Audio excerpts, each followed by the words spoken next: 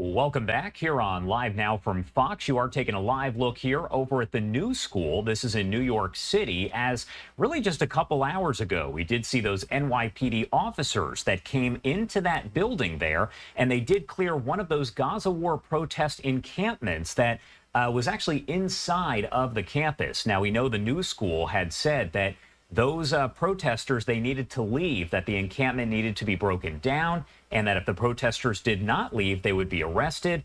That is what happened, as more than 40 people were arrested there. NYPD also going to the NYU campus, where they arrested more than 10 people. There was a total of about 56 arrests that were made this morning, adding on to the more than 2,000 that have already been arrested nationwide amid these protests that are happening on college campuses all over the country.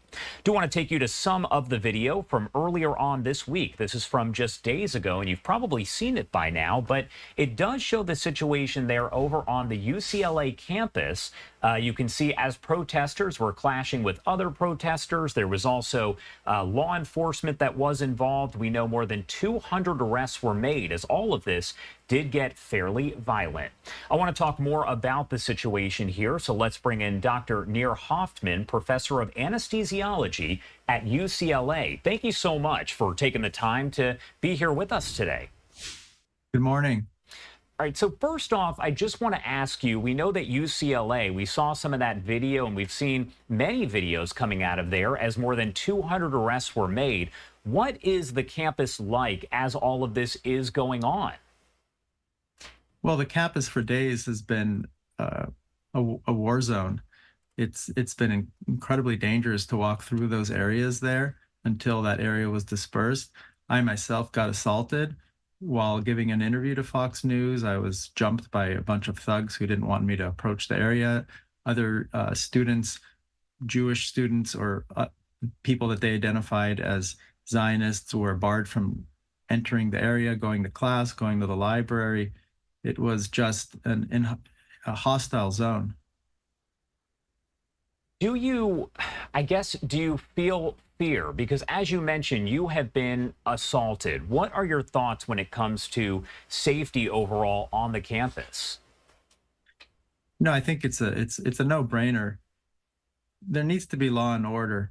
Our entire society is built on having rules, ways that people can remain safe, having a police force, and basically, everybody knows that there are certain things that you just cannot do or you're going to be arrested. And the minute that whole order collapses, then the worst comes out in people. Thugs show up, people arrive from all over the town, all over the city, and they just do mayhem. So this isn't about a war in the Middle East. It's not just about anti-Semitism. It affects society as a whole. And the minute that you cannot go to school and you cannot teach, it's complete chaos, and everybody's safety is at stake.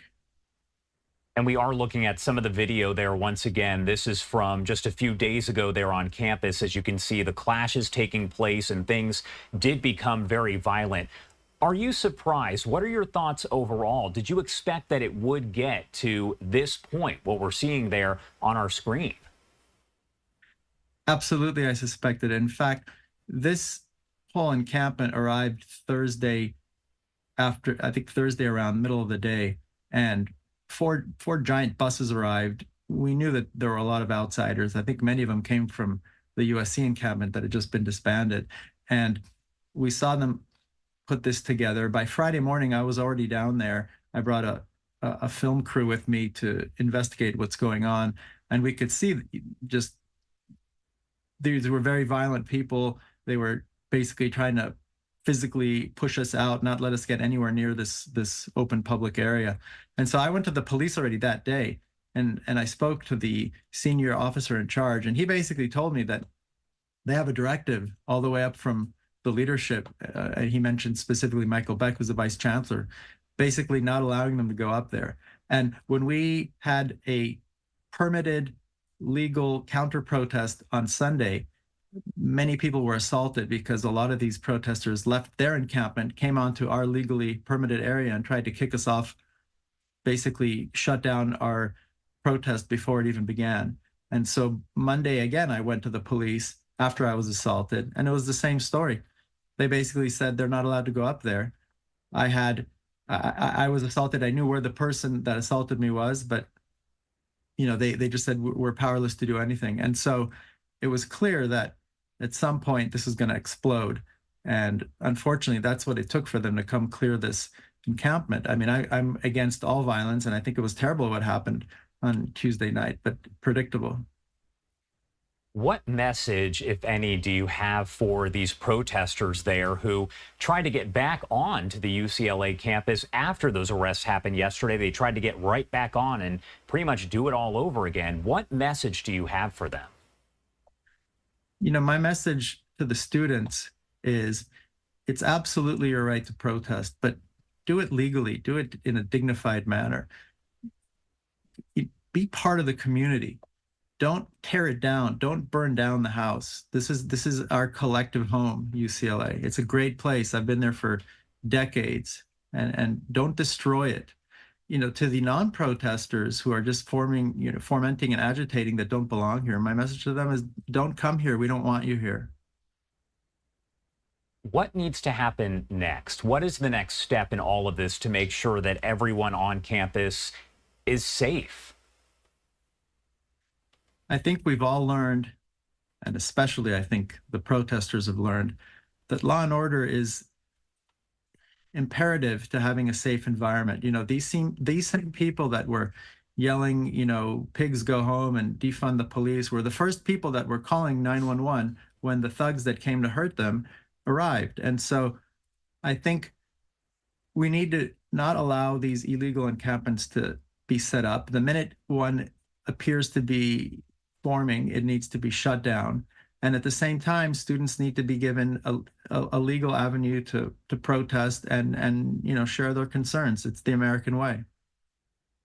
Dr. Hoftman, thank you so much for taking the time to join us and help speak about some of what you've experienced and create more of a clear picture of the UCLA campus there.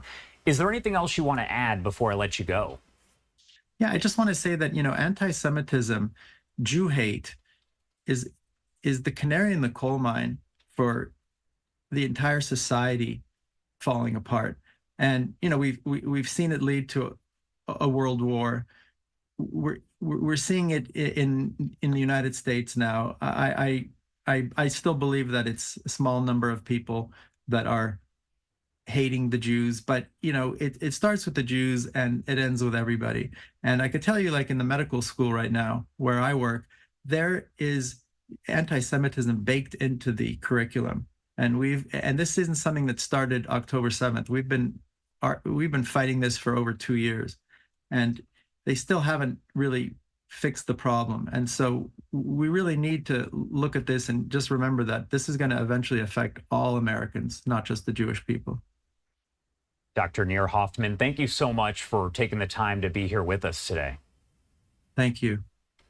And as I mentioned here, you are taking a live look over at the new school there in New York City. More than 40 arrests made there at an encampment this morning by NYPD. And there was another encampment at NYU that was also shut down. And we did see video as police were taking down the tents. You had protesters that were across the barrier still chanting at them, saying, quote, "Shame on you" and "Free Palestine," as they were trying to clear that area out. But in all, in New York City at those two locations, about 56 arrests that were made this morning.